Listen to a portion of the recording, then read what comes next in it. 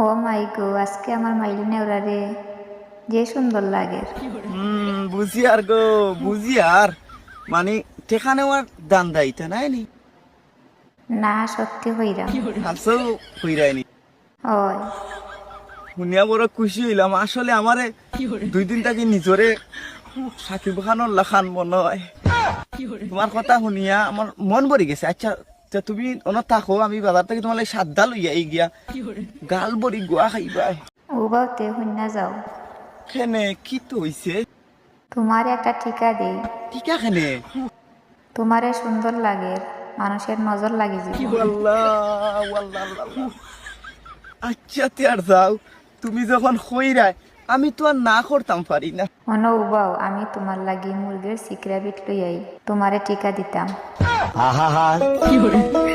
আমি পারি না আর পারি না।